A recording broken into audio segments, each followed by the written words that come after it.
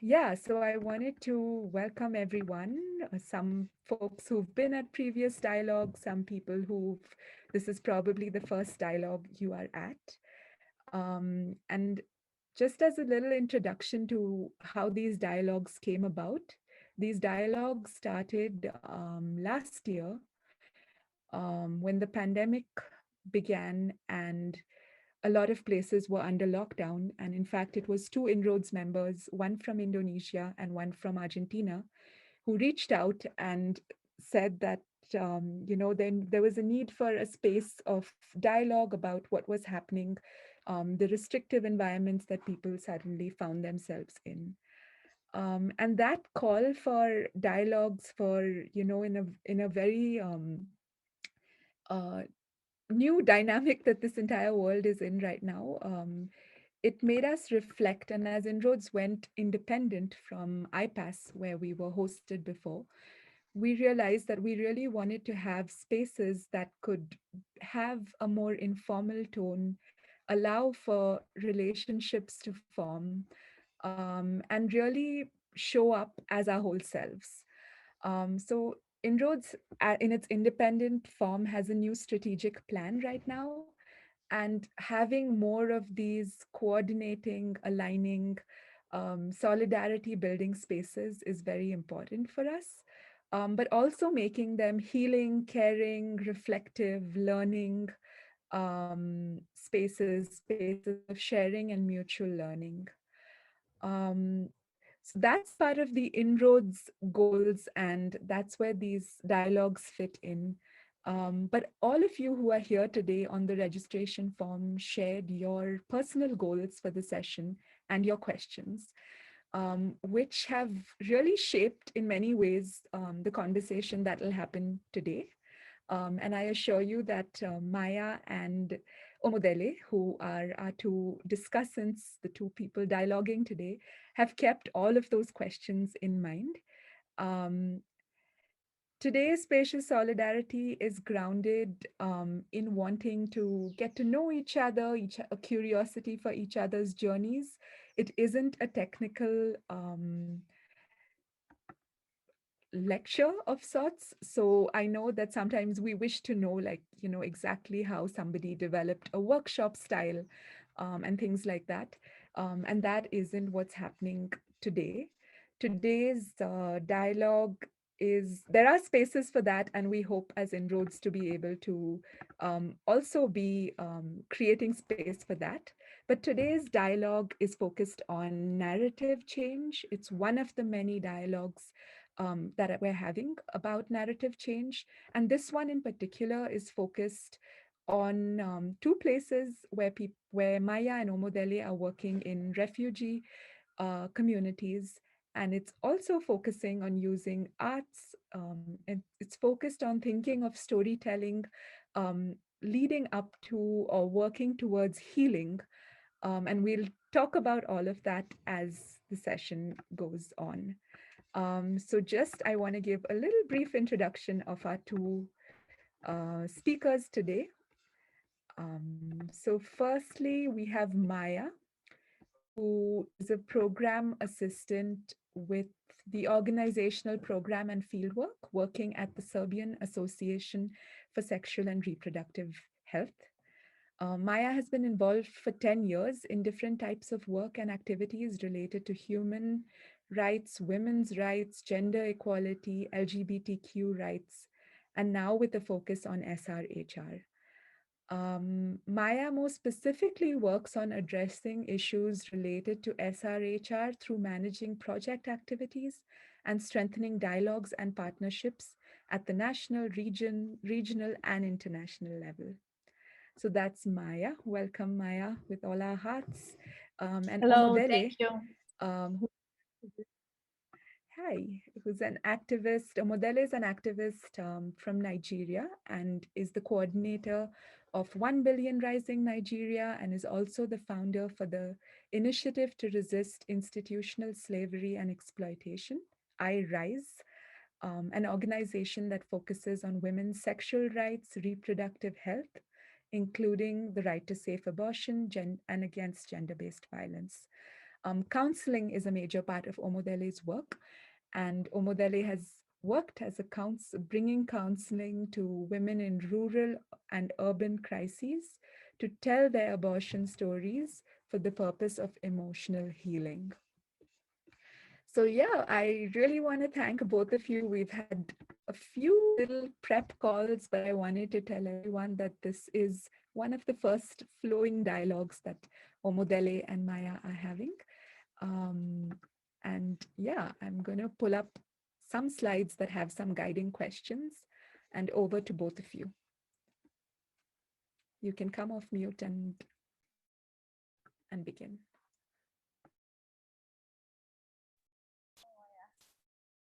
Hi, Omodele. So I think soon we will become the best friends, I think. Yeah. So how are you feeling? I'm good. Yeah, here are the questions. Actually, the slides.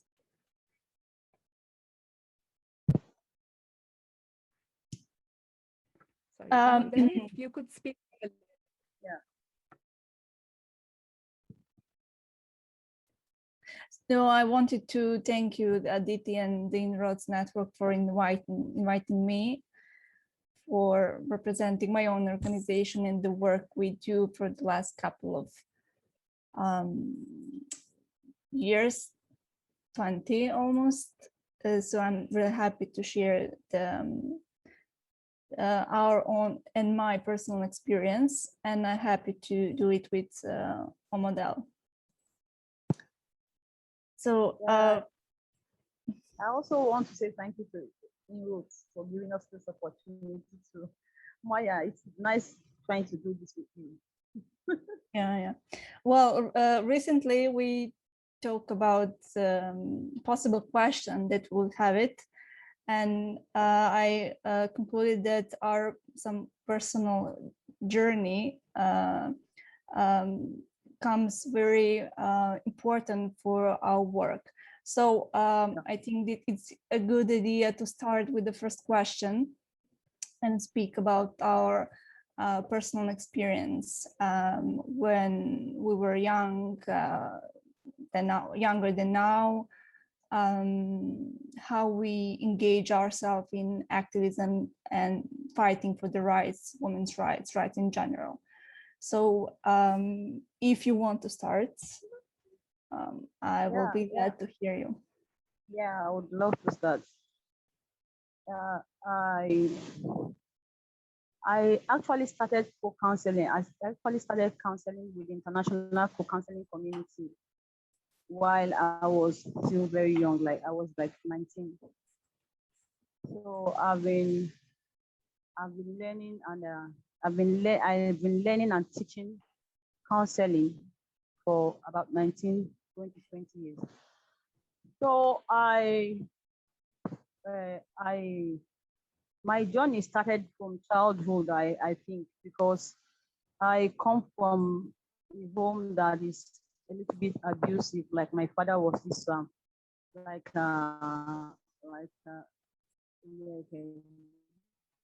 very, you know, these people say African parenting. Like my father was this strict African father that would want things get done. Is tough growing up under such a situation. So I literally was like fighting for women's rights all right from my child from a very young age. But I actually dived into activism when I was like about 19 years old, and it started for me with a teacher, learning counseling. So I was a disturbed young person because of my abusive background. So I was always trying to fight. I didn't want to let my guards down. So I was always trying to fight against sexism and male domination. So learning counseling, I got to understand that I am a good person, that counseling taught me that I was a good person, I am a good person.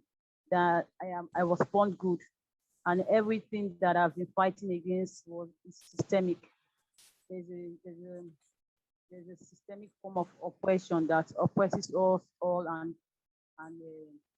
instill in us a pattern of a rigid pattern from all forms of oppression that we have gone through, be it adultism, be it sexism, be it racism, be it religious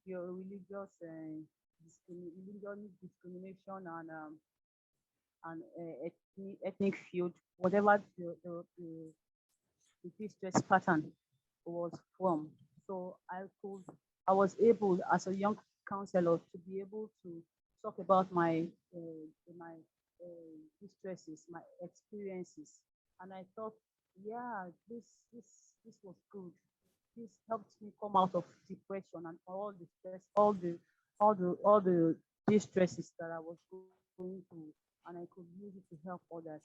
So so that's how I actually started counseling. But activism, I started working on abortion when I'm a victim I'm a victim of a botched abortion procedure. Yeah, I'm a victim, and I grew up in a community where abortion wasn't actually being talked about, and I come from a culture where you don't talk about abortion; it's like a taboo. So, and Nigeria as context is a very cultural setting where people are either Christians or Muslims or even traditionalists, and around surrounding these cultures and religion, there's huge discrimination on women's rights to bodily autonomy. Like it's an organized system of patriarchy that controls women's body and women's decisions towards their body, like towards their choices on SRHR. So I, I, while in secondary school, I had a friend who died of unsafe abortion procedure. So while growing up as a teenager, I saw a lot of people. I don't know who has seen any surgical abortion being done without in facilities in facilities where there is no light, where you have to hold the traditional lamp. So midwives or untrained professional untrained persons can perform surgical abortion on you. Yeah, I saw that happen to people, and I had all that happen to people, and I have three beautiful daughters. So before I had three beautiful daughters, I've been like clamoring and advocating for women's rights. I've been advocating against gender-based violence. And I said, yeah, I think this is something I should talk about because unsafe abortion almost claimed my life.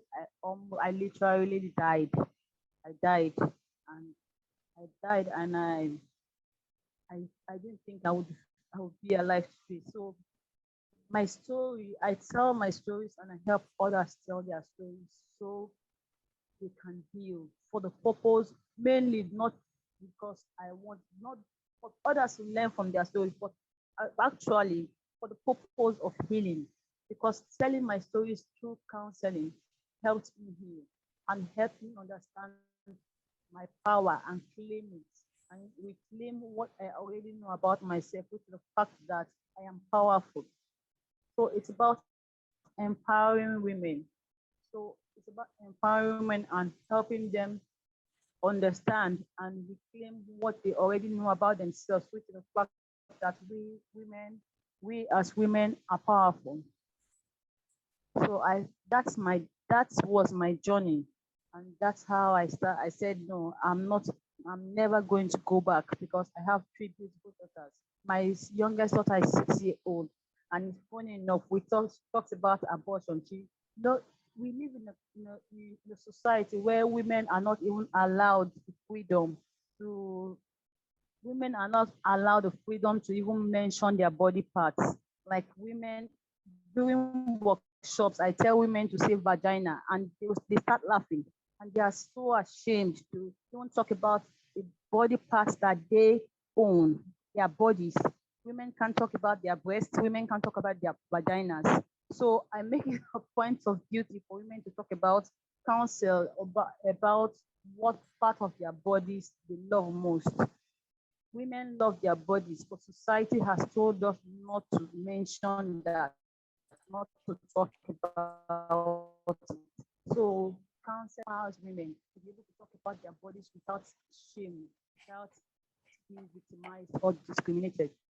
So I always tell women to say vaginas or talk about sex, and they're like, that's what organized system of sexism has done to women. It's always fighting to take away power from us. So I suppose your abortion actually was the point when you decided to dive into activism and share your story and try to help other women. Yeah. Yeah, I mean, I'm so sorry to hear for your situation, but on the other side, you try to find some positive thing, and that you're sharing your stories. It's the most positive thing that you can do, I think, because it's not easy to talk about your own scar. And thank you for that. Well, for me, when I was a younger, I never thought about activism as I do today. I was in my process of inclusion, fighting my own battle against traditional women's role and expectations. And in the following year, somewhere after I graduated, I was 25, I have joined the feminist organization, which I did not realize at first that it was. But it wasn't matter for me whether it was feminist or some other organization, but like the way the way they fighting for women's rights. Actually, we worked with other organization, with other women's network, and tried to provide psychological, usually psychological help to women and children who were victims of domestic violence. At that time, when I started this my activism story, I lived in a small city in South Serbia, and from the moment I engaged in the organization, I was targeted as a girl who hates men because simply because I was helping the women and the kids. So society constantly sending me the following message: if you speak for yourself, if you speak for other women who cannot publicly speak for themselves, then you hate men, which was ridiculous for me at this moment. So the pressure was high, but I know if I stop fighting that I will suffocate myself emotionally, and what are we without emotion? So I had my own battles against patriarchat, and the engaging in activism was completely natural for me, and I never doubted the things that I had to do, which lead always helping others. And when we talk about stigma, I think it's a complex concept that involves several interrelated factors. And I think that abortion stigma that we will talk about today is a product of the larger social, cultural, and community context, not only in Serbia, but I think in the world. And in Serbia, abortion is legalized, but even if abortion is legalized in Serbia, the women who want it or who have it done don't almost always have been condemning for their actions. I rarely remember a situation where the focus is put on the man or both partners, and in most situations, the responsibility for men is completely invisible. So I always ask myself in that kind of situation, what can I do? for them? What can I do for the women in our society, for our reproductive health, for our sexual and reproductive health and rights? And what can I do for equality? So those are the main questions that I constantly repeated in my head and try to find solution to stay healthy in this activism story.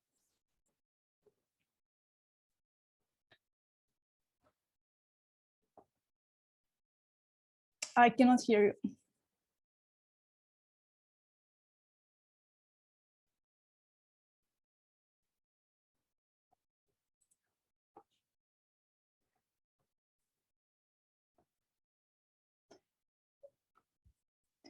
So since that you was the first who started with the first questions, we can go to the next questions and tell more about our work in our country. So can you tell me us a bit more about the context of refugees, reproductive health access and challenges in Nigeria? And I will speak for Serbia, of course.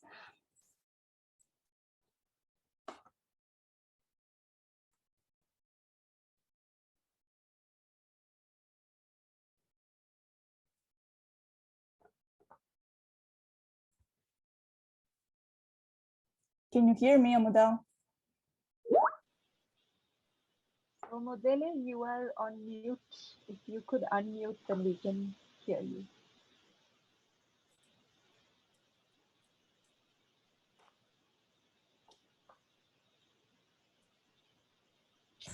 Yeah, can you hear us?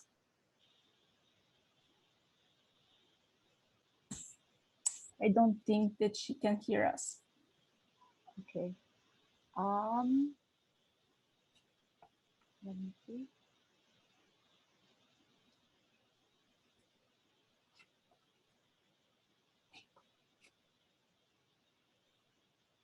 Okay, it looks like Omodele has to leave and maybe rejoin. Yeah. Maja, I know it's a little strange to talk to no one, but I'm here dialoguing with you. So if you want to share, yes, I will share first about the context there, and we'll wait for Omodele to join back. Yeah. Well, Omodele and I spoke recently about the situation in Serbia. So when she joins us again, she will be familiar with the story. So I will share it with all of you. Well, today some 6,000 refugees currently reside in Serbia, which is like almost 90% of whom who are sheltered in 16 governmental asylum or reception center. And today people originally transiting to Bosnia and Herzegovina, and from there it's a country near the Serbia, and from there they usually go to Croatia, in the most occasion legally, of course. And when we start to work with the refugees, we so that sexual and reproductive health needs for the refugees are increasingly complex. For one example, lengthier period of stay in Serbia results in increasing number of pregnancies, unwanted pregnancies, deliveries in the country, growing prevalence of sexually transmitted infection. That like one of the problems that they deal with. For example, some families that I work with in the camps, I think it's the 4th or 5th years, in Serbia, and they actually they do not know what will be their next move, whether they will want to stay in Serbia or they have to wait for their approval from Hungary, for example, to legally cross the country, a border, actually. So their situation is like it's I think more complex than the situation for the refugees who are came recently. For example, the quality of services is limited. It was limited at the beginning of our work, but is limited now. Is limited by the lack of female health staff in centers and translator, cultural mediators. Serbia has a woman interpreter for Farsi, but the majority of the refugee camps has a male interpreters, or translation is most often done by another refugee with English language skills, which entails breaches in confidentiality, and it's a little bit challenge to work to make some connection between, for example, a male translator and refugee or migrant women settling the camp. So systematic discrimination also prevents refugees from obtaining referrals in centers and can hamper receiving required care outside of refugee centers in some cases. And because of that, in the last 3 years, with the support of the Ministry of Health, Serbia engaged gynecologists and urologists from state health facilities who provide educational health sessions in reception centers in Serbia and asylum, of course. And they provide free gynecological services in the state health centers in the cities where the camps are settled. So what I have noticed during my work with the refugees is that prevailing preconceptions among reception center staff include that sex among refugees is limited to consensual heterosexual intercourse among married couples, that refugees want to have babies, and that refugees come from a homogenized cultural group in which contraception and abortion would never be accepted. So, well, that of course wasn't true. They are very open for new information, for educational information, for the information that can really help us in help them actually in a medical way, for example, in a health way. So we, from the start of our work, we organize educational workshops in the camps and start to educate them not only about women's rights, but also as well about the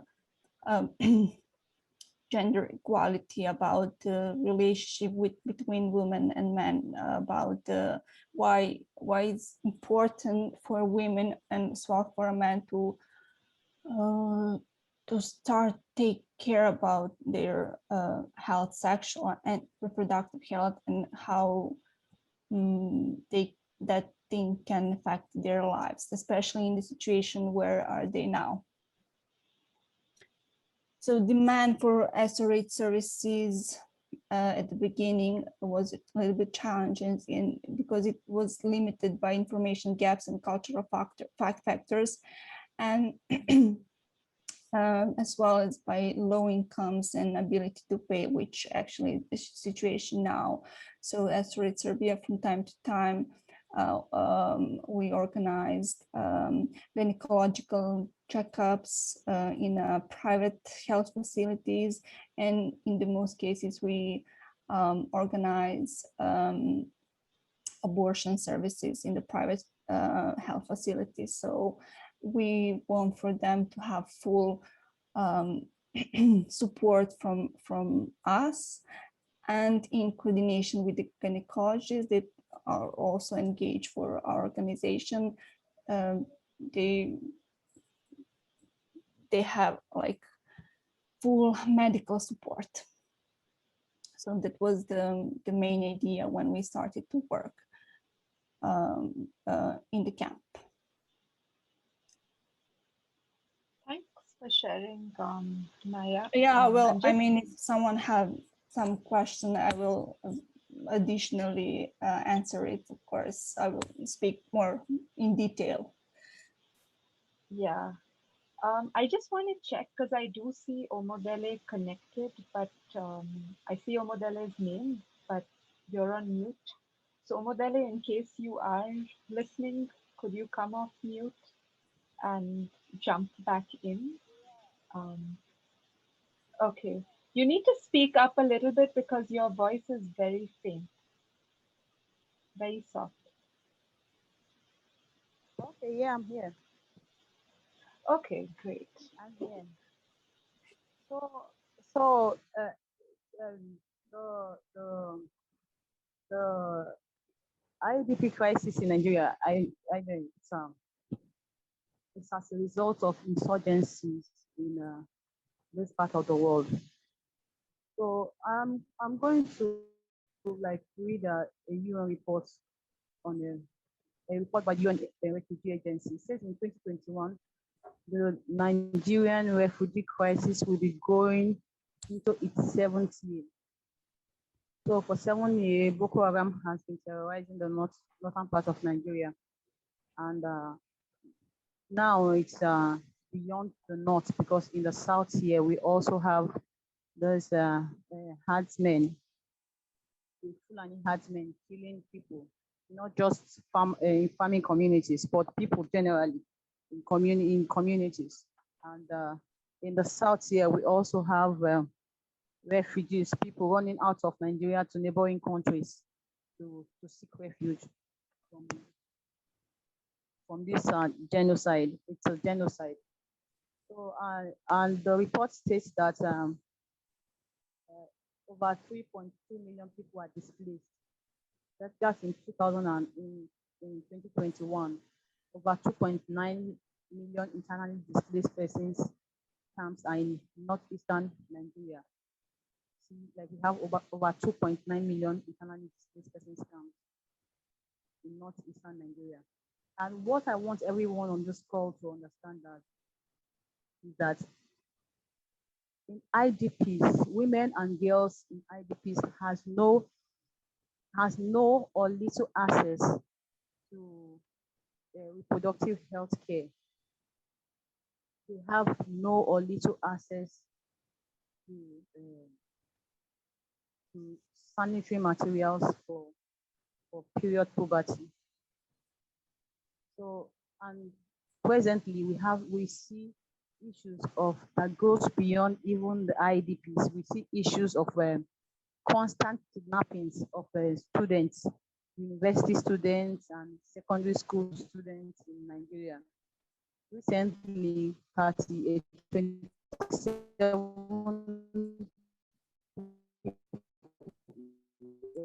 young people were kidnapped from a university. 5 has been beheaded, and the other 27 are still there. And young people sitting down in with the kidnappers.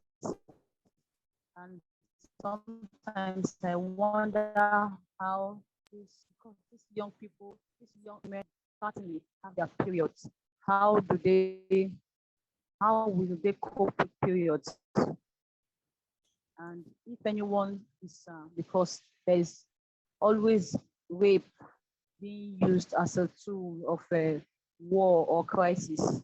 So in every part of the world, especially in Africa, rape is a very strong tool of war and crisis. So definitely, these girls most certainly are being sexually abused.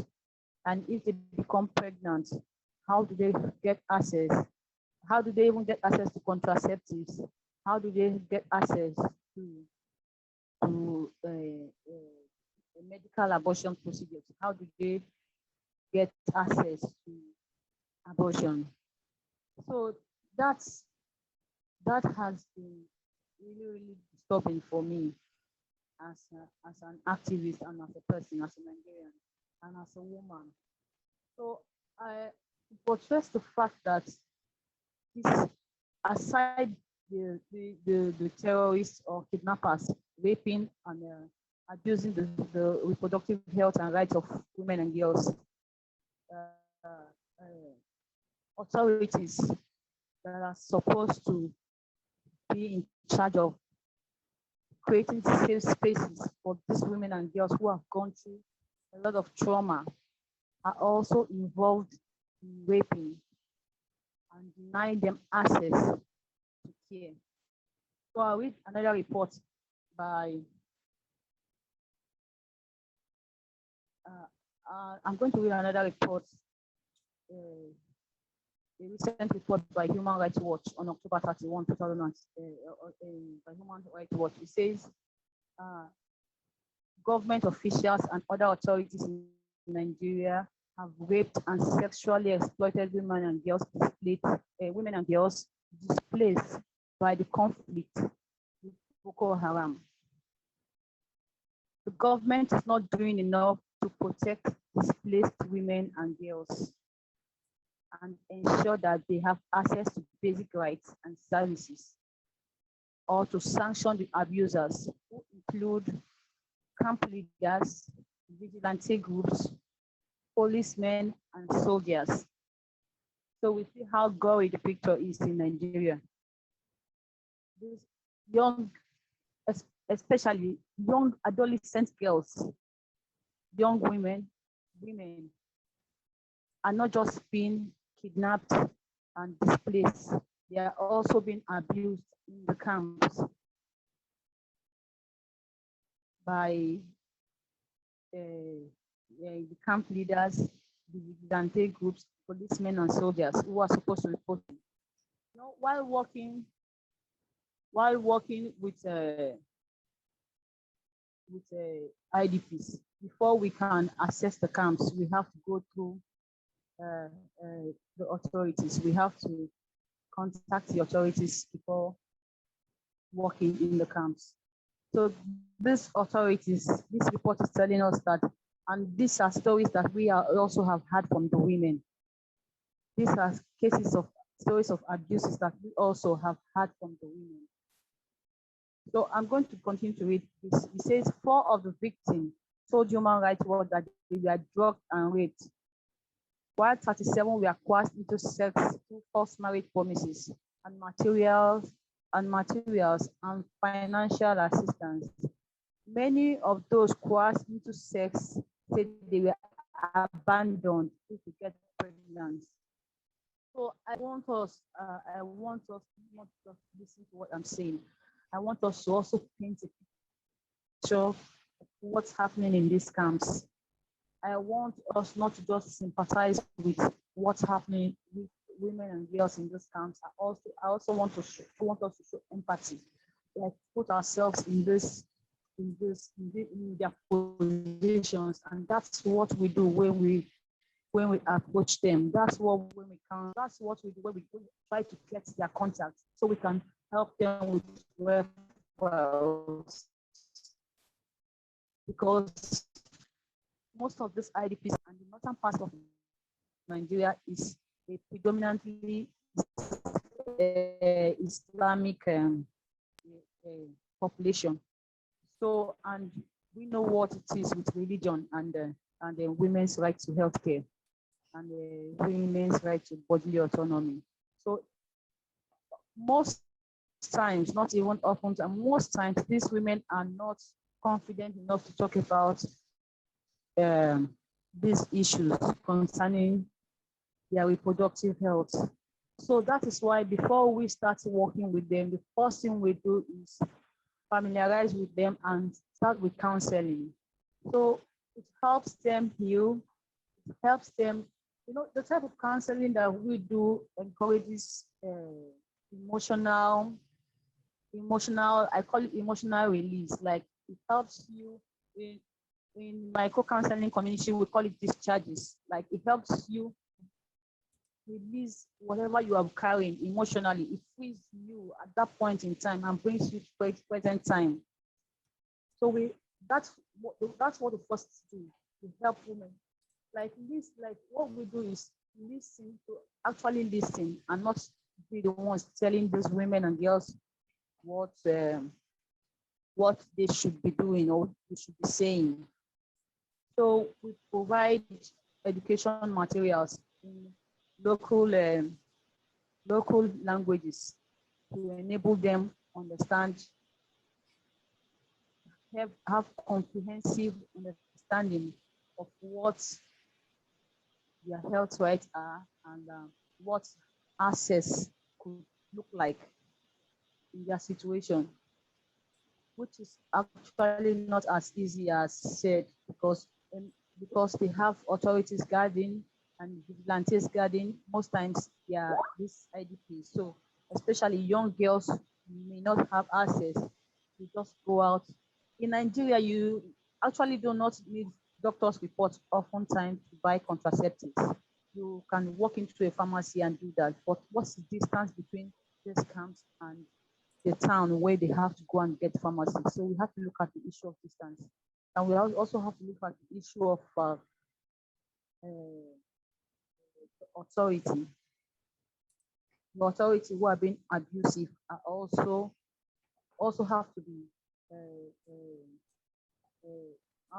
be talked to and made and given notice before these young girls, especially young girls, leave the camp. So it's actually very, very difficult for them to have access. It's a big, it's a huge challenge. It's a very big challenge. So, Hey, Omodele,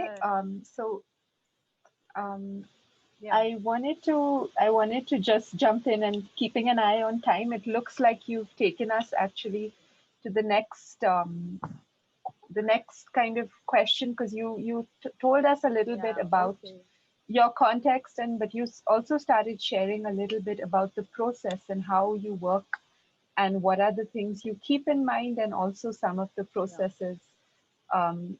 So I wanted to invite you to take another 4 or 5 minutes, and then Maya, you could share about this. And there are a few questions in the chat. I think there's a question for Maya, so you could answer that as well. Thanks. Sorry, Omodele, continue. Just keeping an eye on time as well. Yeah. So I should just go through the next questions and just do justice to that. You want me, Didi, to answer it to answer it from the question in the chat? Or it looks like Omodele is already telling us a little bit about how they work, how Omodele and her team works. So I was inviting Omodele to tell us a little more in detail about the voice and release processes that they do, and take about 5 minutes, and then we'll come to you, Maya. Okay. And you can answer the question in the chat and tell us about how you use theater. Yeah. Okay. So on this, I'll make it short. As an African, and I work in an African society. As Africans, we all know that storytelling has played a huge role in the way we pass our history from generation to generation, from community to community. So it has to do with that. That's another topic entirely, which has to do with decolonizing storytelling. So what we do is inculcate arts through drama, storytelling, music, and dance. So it's a natural way of expression for us as African people. So we have found it useful as means of education, sensitization, and upliftment. So, and the next question is, another thing is educating young people. How we use creative arts to educate young people. There is we make sure there's a distinction between how messages are passed to older people and between older people and younger people, because young people love to have fun. Like my 13-year-old daughter wants to hear about abortion, but she wants to hear about it in a fun way. So the process of education, exercises, and evaluation is we make them as fun as they could be, to enable young people to grasp the message and not make it oppressive. Dance, and storytelling has also played that role for us. And doing that and passing our message in local languages. Like in Lagos, in Nigeria, I would say in Nigeria, our legal franca is like pidgin English. So when you speak English, pidgin English is fun, pidgin English is funny. So English is like a colonial. I'm going to talk about that later, but that's what we do. We make passing the message to young people as fun uh, as it can be. So the message doesn't come across to them as oppressive and too heavy to comprehend. So I like to see can I see the screen so I can see the next question? The questions under that. So maybe Maya could jump in and answer a little bit this question, and then we'll go to the next question. Yeah, All right. Mariana asked, she would like to know the origin of the migrant community, where they came from, what is the main cause for them to leave their original places, and for how long they have been there. And also it's a question related to teenagers. Well, the majority of them coming from Afghanistan and Iran, but there are also families from Syria, from Pakistan as well, but from Pakistan only men. With the different reason, some families, they just decided to leave their country because of the bad economic situation. The majority of them decided to leave their country because of the war, war and the bad, not safe for living environment in Afghanistan, in Iraq. And of course, there are also people, mostly families who are coming from Iran. And Serbia actually has never been the chosen final destination for all of them. But following the closure of this so-called Balkan route in March 2016, around 5-6 migrants have found themselves living in Serbia. So many of them, I think that I mentioned in the beginning of the story related to refugees, many of them are here for 4 years, for example, and they don't have any other solution than but to wait for example, Hungarian state to invite them in their country. So, but that's for the families, but for the individuals, they try to find some illegal way to cross across the borders. They usually go to Bosnia and Herzegovina, and from there they try to cross the border in Croatia, and from Croatia to in most cases Germany. And there is a teenager that have grown there. Well, yes, at the beginning, a lot of people actually, before we started to work with the women in the camps, a lot of them, they got pregnant and they decided to give a birth to those child. But now in the last 2 years, within our education and within our medical support in the state health facilities and in private facilities, there are not a lot of children that was born here. And for the teenagers, there are a lot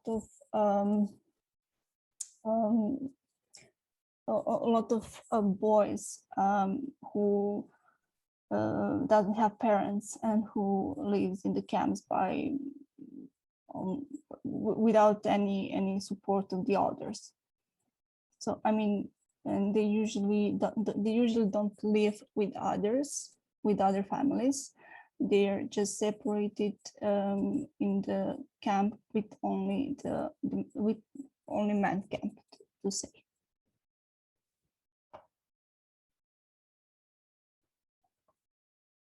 Thank you, Mariana, for asking.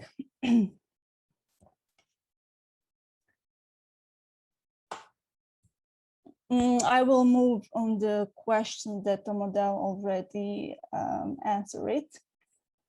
So, as Serbia, since the beginning of 2015, as I already said, with the start of the humanitarian crisis in Serbia, we started to work in several camps and with refugees, migrants. So it included women, girls, men, and young boys, and shaping their patriarchal behavior patterns with our educational tool that we used on the workshops, and to support the refugee women in the decision to seek medical intervention in such as abortion and planning parenthood, as well as making the men more acceptable and open for such choices. SRH Serbia incorporate the role of refugees, migrants as one of our beneficiaries in the theater-based activity with a new aspect of acceptance and destigmatized of abortion. So when we started to work with the migrants, refugee population, we started to work with the simply workshop. But we later continue to familiarize them with some other tools, and one of the tools that can help them to reshape their attitudes, it's actually theater-based activity. And the need for such intervention in the refugee population, relying on the fact that refugees come from a homogenized religion and cultural group in which abortion violating feminine ideals of moral mothers embraced by religion and patriarchal behavior pattern. In the refugee population, according to our experience, abortion's moral legalities instrumentalized by religion and patriarchal patterns. We had one situation when one woman got pregnant. It was unwanted pregnancy and she wanted abortion. We provided the abortion for her, and after 1 month after the abortion, she called us and say that she's pregnant again. So we had to provide again abortion for her, which was not to safe for her body, but we came to conclude that actually the women in their religion, in their society, culture, actually does not have a voice. Her husband decided that it's okay for him to have a sex without contraception, and it wasn't matter if she got pregnant again or not. But he knew that he doesn't want to have children anymore. So that it's one of the example how women's body is instrumentalized by those traditional and patriarchal behavior in their community. So after we started to work with the refugee population and familiarize them with the theater-based approach, they actually refugees, both men and women, they actually understand the idea of unrevealing different aspects of abortion stigma through playing different roles in a world where Islam has no central authoritative structure, and where Islamic religion tends to agree that abortion is generally permitted only for health reasons. We create for them a safe space where they can play with their gender roles and speak in some other, not from themselves, but for others in a role that actually is not their birth gender. So they actually use that space for the expression of their deep emotion, which in many cases were empowering for both men and women as a group, but as well as individuals. This theater-based approach helped them to re-questioning the attitudes, to define their problems, to see their problems from other aspects, to find possible solution, possible resolution, and as well transformation. And through such methodology, participants were allowed to understand how social their construct are constructed in the first place, and how the construct can be deconstructed and reconstructed in the future, of course. And the same methodology we used for the youth in general in Serbia. We always had the same results, of course, positive.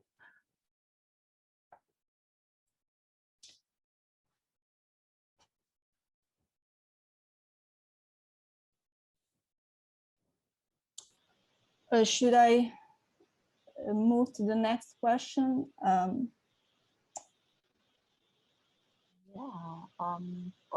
Yeah, either one of you, you guys can decide who's feeling up for it.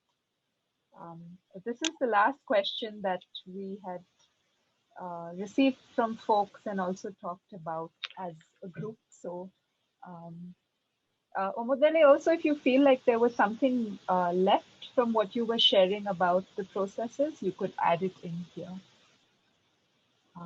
Since this is the last kind of concluding question, and then we will ask the audience to jump in.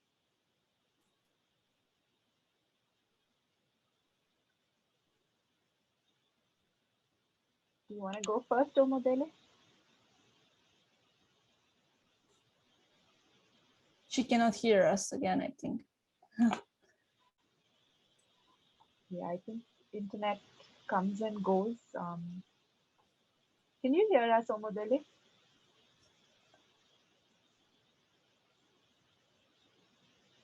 If not, Maya, if you want to jump in and kind of, Yes, of course. Address this, and then Omodele can come back.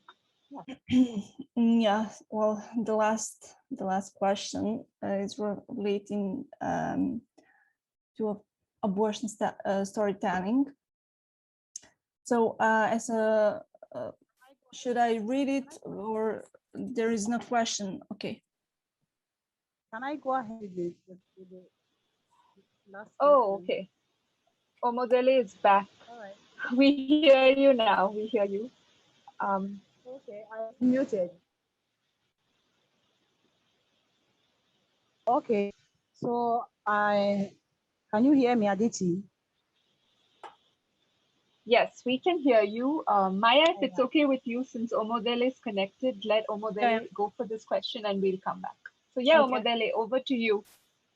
Oh, all right, thank you, Maya. So the question is, how can abortion storytelling share and be decolonized in a world where colonialism, racism, and NGO industrial complex has treated as stories in a utilitarian way? I would like to take some time to do this, but I would like to say, we work with women and girls in crisis areas. We also work with women and girls in urban and rural unplanned low communities. There are a lot of similarities between situations around SRHR with internally displaced persons and rural unplanned low income communities and villages, uh, which has to do with a high rate of gender-based violence and all that. Uh, and all this as a result of bad government policies, lack of comprehensive sexuality education in school curriculums, inadequate access to reproductive health care, economic operation and cost of services. We have negative religion and cultural myths around women and girls' sexual and reproductive health and rights. We have discrimination and stigma too as factors, especially around abortion and lack of community support. So all the information is key, and women and girls need enough information in local languages that enable them comprehend SRHR information. It's important. That is why it is important to decolonize the method with which abortion education messages, sexuality education messages, and messages on their reproductive health and rights education are disseminated in our communities.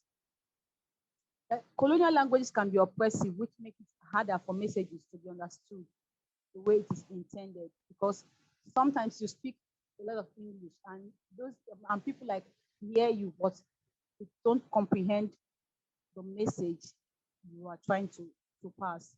And our job is to make sure that our target audience comprehends, they have a good understanding of what we are trying to make them understand, and they have with the understanding of the message, they can make non-directive uh, choices that are determined by them, and not choices that they are not things that they are just told to do. So colonial languages can be oppressive, which makes it harder for messages to be understood the way it is intended. We avoid and try as much as we can to change stigmatizing languages when discussing women's right to bodily autonomy and abortion. So teaching women and girls and displaced persons who majorly are not very conversant with English language, we always have translators, and with translators, we would sing, dance, and counsel in local languages instead of English. Souvenirs and education materials in local languages are also very important. It's a well-known fact that health policies in the global south are tied to colonialism, and this is something we all know. And it's also tied, which is the result of us, our healthcare system being tied to foreign aid. So colonial legacies on healthcare has to be challenged and deconstructed. So prioritize the need of people from the global south. So we have to challenge and deconstruct the, the colonial legacies around our healthcare systems, so we can prioritize the needs of our people and people of color and Black people also. So African countries, we all know that African countries are independent, but we all know that we are independent by chains, but not financial, not economically. So our economic our resources are being exploited, and prices are being determined by the West. So if African countries will be allowed to control their own resources and its prices, it will reduce our dependence on foreign aid for healthcare. African countries are independent, but not totally as we are not totally as independent as we want to be, because there's still this path to continue colonization. This is also evident in our healthcare system, controlled by Western perceptions. For instance, the master-servant relationship between service providers and those who receive service in areas of contraception, pregnancy, childbirth, abortion, and post-abortion care. If you live in Africa and you access healthcare, especially in public hospitals, you will still see colonialism playing out in our health sector. You see this master and servant relationship between healthcare providers, health service providers, and those who want to receive care. You see that sometimes I don't even use the public healthcare system, but they have the most qualified doctors, because there's a lot of exploitation and oppressions, and sometimes you don't even get there. You can't even access services, especially abortion services, because in Nigeria has a restrictive abortion law. Even though Nigeria is one of the countries that signed the Maputo Protocol, that was signed the Maputo Protocol, but still, we still have very restrictive abortion laws. One can go to jail for 14 years for abortion cases. So abortion storytelling should be decolonized by allowing women and girls to tell their stories in local dialect without interruption. Actually, their stories are not important if you understand the way it is told. So we have to allow women and girls to tell their stories in their local dialects. It's their stories, and these are things that happen to them. It doesn't matter if you understand the way it is told. It shouldn't be direct how their story is told. What's important is for us as facilitators or counselors to be there for them without distractions, listening, supporting, caring, and trusting the process and the one telling their stories. So enable them to liberate themselves from language oppression during storytelling process. Yeah, there's what we call language oppression in counseling. So we counsel a lot so that people can be liberated from language oppression. So we allow people to tell their stories so they don't get oppressed with language. People want to be listened to. Every time you see people come together, and you find out everybody's talking, and everybody who's talking wants somebody else to listen, but none of us is actually listening. So a lot of the problems we face as humans emanate from not listening. Just hearing, okay, I can hear you. It's different from listening. Especially listening with rapt attention can result in emotional outbursts. So that's what we do when we counsel. Omodele, sorry to come in the middle. Could you just hold your microphone a little closer to your mouth? Because I'm missing some really important things that you're saying. Right. Thanks. All right. So can you hear me now? Yes, because you're going in and out. So just keep it close to your mouth. You're telling us so many truths, so we want to listen. Thank you. So all this, when allowed to take place without interruption, will lead to healing for the storyteller. So when you listen to people with rapt attention, a lot of times when people come to you with stories they want to tell, they don't want you to tell them it's going to be okay. Because sometimes they know it won't be okay, but they just want to talk about it. So, but we as humans, we are stimulated by our own hurt and oppression. So when people start telling their story, we start crying. And when we start crying, it interferes, or when we start laughing, it interferes with their storytelling process. And you find out that when somebody's telling you a story, their abortion story, and it's so painful that the person starts crying. If you are not a trained counselor, you get so emotional that you too start crying. And while you start crying, you have stopped their healing process, because automatically this person will just stop talking and begin to try to also look at you who's also crying. So it becomes like a pity party. Like you people begin to pity each other rather than helping them heal. So it's very important too. So so it is very important for facilitators, and I'm taking all the questions at the same time. So I talked about why healthcare is still being colonized. Abortion storytelling is being colonized in my context, because um, we all want to speak English, because especially in francophone Africa, francophone Africans want to speak English. It's this slave and master thing. Who is the better slave? Who can speak the master's language better? So, and it happens in Anglophone Africa, to where we Africans want to speak the English. So it's about who's the better slave, who speaks English the most, not actually focusing on the people, our target audience. So we most times when I go to seminars, I see the facilitators talking, and it gets boring. So it's about the people, not about just us. We pass a little of the information and let them heal, let them tell their stories and in their local dialect and in the way they know how to tell it. Some people really want to tell their story by singing, which is an African thing. Some people want, we call it discharges. Some people want to discharge by singing, and they sing and cry, which is also okay for us. So it's important to avoid the feeling of emotional. It's important to avoid them feeling extorted emotionally during storytelling. This is very, very vital. Do not allow your client to feel that you are extorting them emotionally because you want their stories or you want them, their stories published or you want their stories for any reason, but for the purpose of healing. Do not make them feel like their stories are being exploited. Avoid exhibiting your privileges over them. Yeah, this is also very important because oftentimes when we do abortion work, like we come out like as the more experienced. So without knowing, we exhibit our privileges over our target audience, and I don't think they feel comfortable enough to be able to be free with us. For them to be able to heal, they have to be in an environment where they are comfortable and free to be able to tell their stories. So we don't have to like put our privileges on their faces.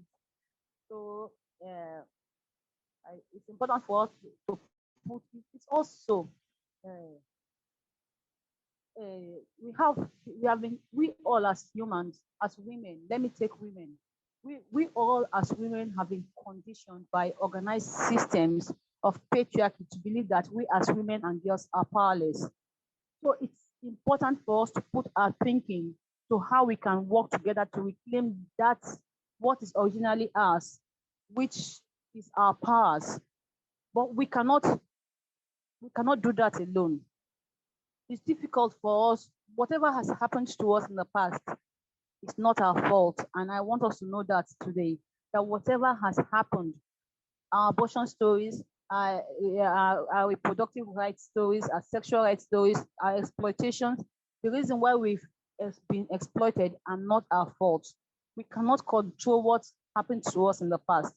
But one thing we can do for sure is control the effect of what has happened to us and what can happen in the future. So there's no need for victim shaming or victim blaming ourselves. So, but we can control what the effect of what has happened to us. We can control it, we can take charge, and that is the empowerment that healing brings. We can control how they affect us, and we can control our today, and we can control how we will be treated tomorrow. So to achieve this great feat, we need to take the great leap to work together as women, irrespective of our race, class, religion, and culture. Thank you.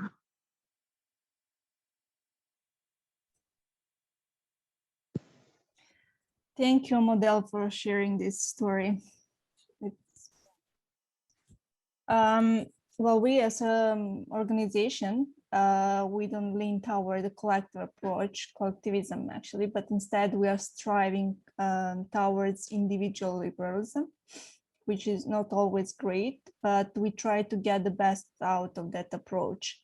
And the importance of storytelling and the impact it has on those who listen is evident through the history of SRH Serbia work.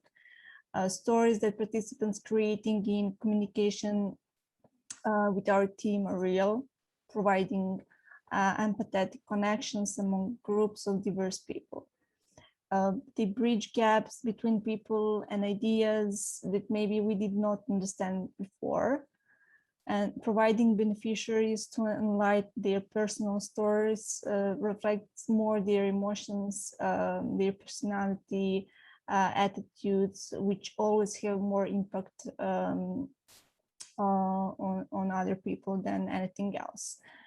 When we heard someone tell a story about an experience they went through, abortion experience, for example, we found that we can relate to the feelings coming through.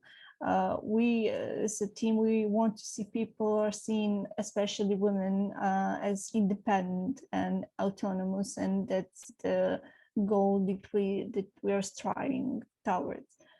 The control of women's reproductive bodies, as we all know, is an integral part of many nationalist projects, including Serbia. And easy access to abortion for us is a symbol of women's emancipation and equality, even if you are a foreigner in the country and you don't have too much right, like with the refugees, migrant population. In their case, within religious discourses, the abortion issue has remained connected to low fertility and ultimately to the biological survivor of the nation, while abortion has been consistently referred to as a killing of the unborn. And I can hear often in my country that abortion, even if abortion is legalized in Serbia, that you're like a killer if you do that medical procedure. So in our work with refugee communities, settlement reception centers, we're seeing that the beneficiaries are utilizing the storytelling approach as a tool for mental health as well, for psychosocial support and stigmatization of abortion. By providing them educational workshops, by providing them a new tools such as theater basic intervention, we providing them a space for expressing their needs, for expressing their fears, to ask questions without fears. We are providing them, which is the most important, to explore their inner narratives so that they can exercise key concept of abortion stigma in their community, to exercise their emotion and their empathy. And we will continue to work in this way, and we will always find some approach that will have more positive impact on not only refugees, but on people in general in Serbia.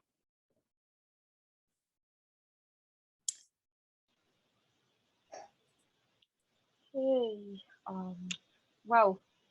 I think it took a while to reach this last question, but I think that's where we really reach the crux of what's motivating both the work in Serbia and in Nigeria. I'm feeling inspired and a bit emotional as well, just hearing you share so much. But yeah, I just like to hear, Maya, your determination of saying we need to continue this, and this is what we've been doing, but we can't.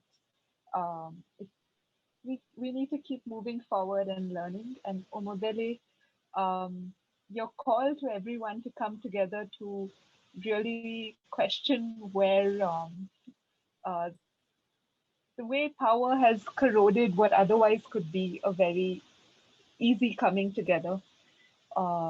And the sheer kind of understanding that you bring to your work. It's phenomenal, but I don't want to speak too much. I know there are other people here who I want to invite in to switch on your cameras if that is something you like to do, so we can see you all. And if anyone has a question, I know there was one question about the experience of joy by Karen in the chat, which hasn't been answered. So Karen, I would ask you to come on mic if you want. And hey, hi. And yeah, anyone else who has a question, we could take it right after that. Hi, yes, I just was wondering, you know, because the situations sound and are so traumatic for people, the refugees and everyone. So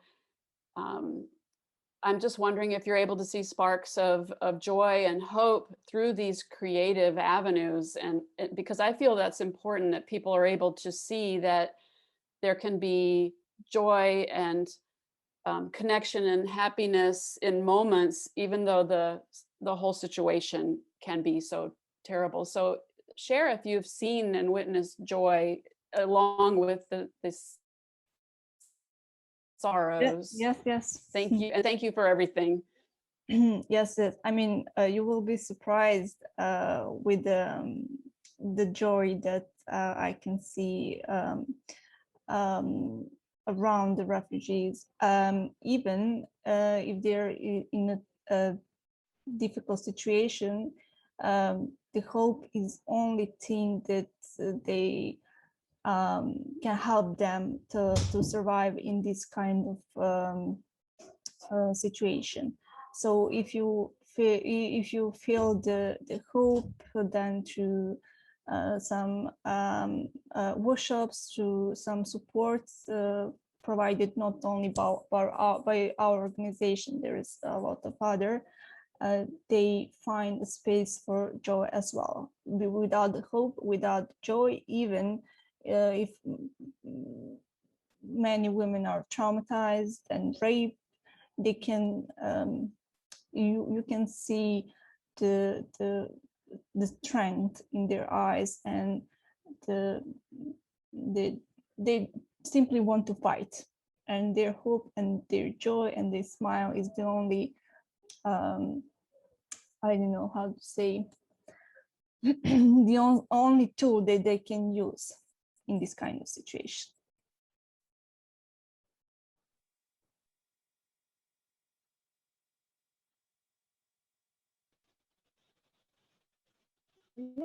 For another question, or maybe even two questions. So for those who stuck it out and been here quite a long while listening in, if there's anything playing on your mind or anything you want to echo from Maja and Omodele shared, please do take the mic.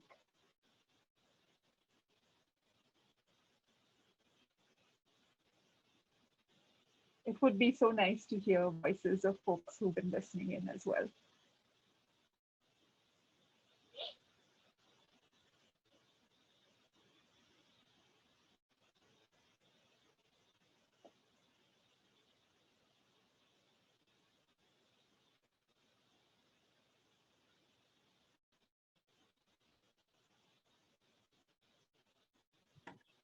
Okay.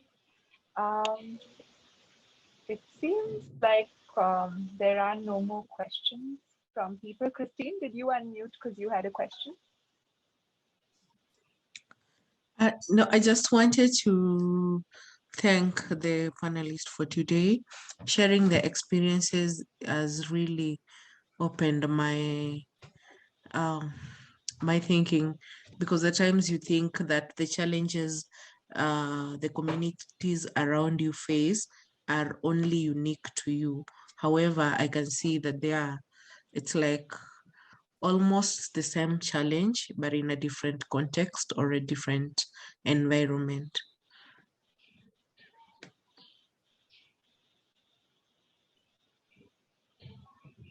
Thanks so much, Christine, for sharing that.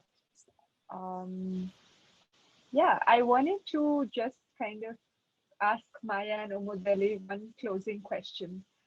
Since this is kind of the larger conversation about narrative change, and here we have heard about the contexts where you work, if there was one kind of important message that you would want this global abortion stigma busting community to be aware of when doing their work in similar and different contexts, like what is it that you learn in your work about how we should be talking about abortions, and what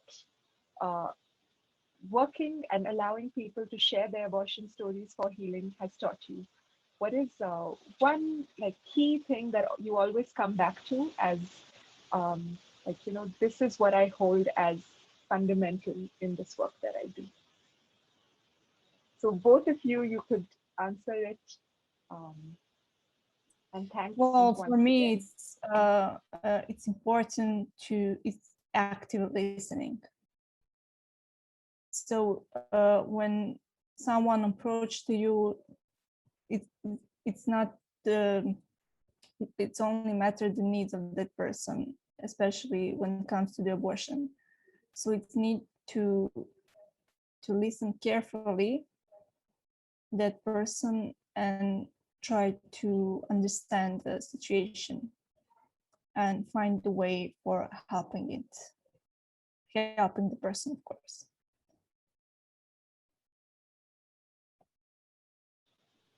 Thank you so much.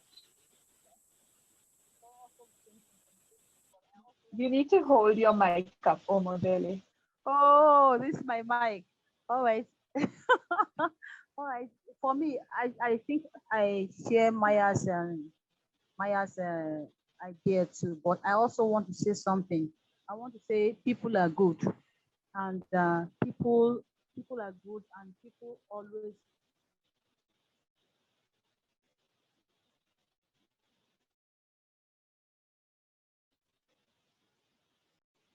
Oh, this is not a moment we wanted to lose Omodele's connection.